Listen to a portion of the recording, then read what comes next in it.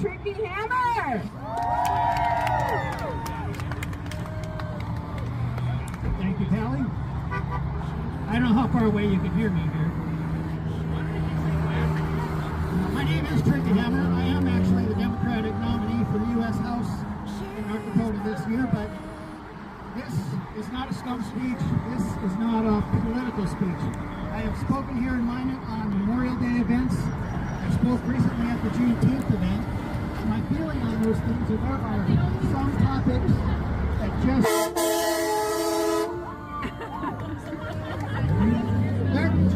there are some topics that just transcend partisanship.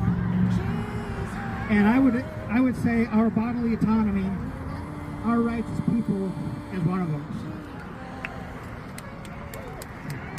You know, for the 60 years preceding Ayatollah Khomeini's Islamic Revolution in Iran, women were not required to wear the veil.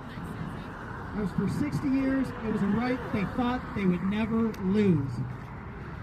For 49 years, before the Dobbs decision, Americans had an expectation that the government would stay out of the decisions they made after being informed by their doctors and consenting to procedures. That was our own business.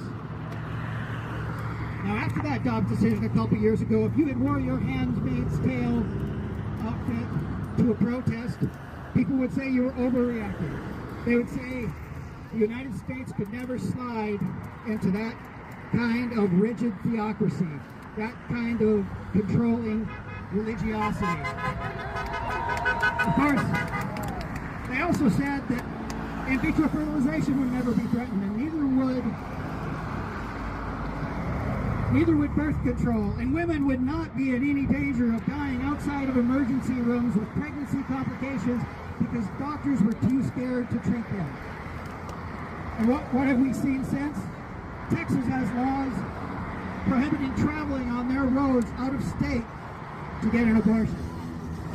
Doctors in Texas, not only can they face jail time, a felony, for doing an unlawful abortion, but the person who reports them can get a $10,000 bounty. That person, and then when it goes to court, that doctor has to wonder, who are they going to believe? Was that pregnant woman close enough to death to warrant that doctor's intervention?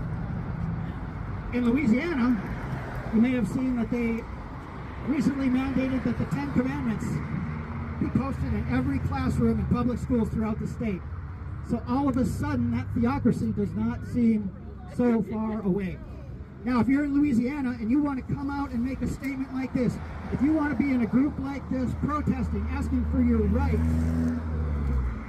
and if an interloper comes in, a counter-protester comes in and decides to be violent, the organizers of that event can be held liable for any damage done, any injuries that occur, or any crimes that occur at that event.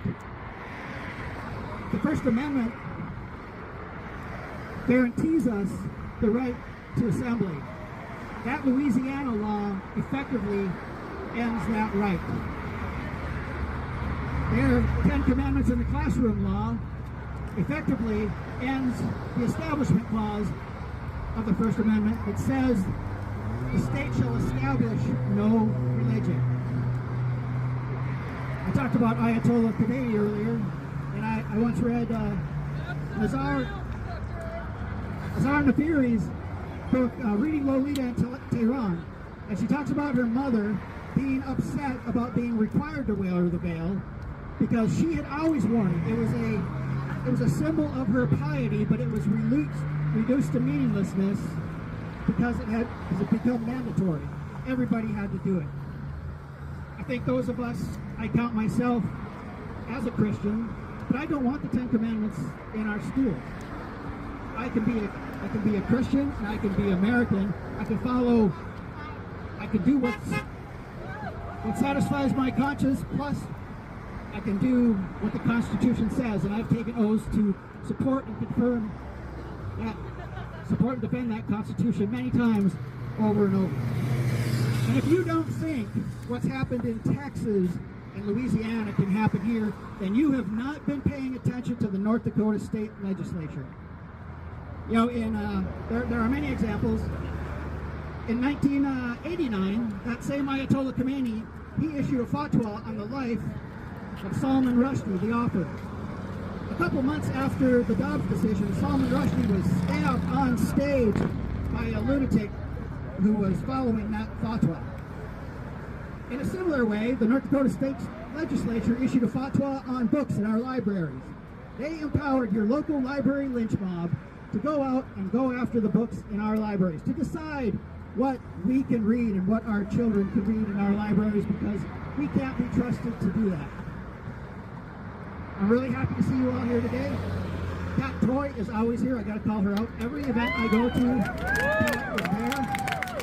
Thanks again to Pally and Dana for putting this together and for asking me to speak here. I really appreciate it. Let's keep our eye on the ball here. We know we do have things to lose. And there are forces that intend to take those things away from us. So we have to keep showing up like Pat. We have to show up at places like this. We have to show up and support every organization that we're allied with. And we have to show up at the ballot box and make sure everybody else does too. Thank you.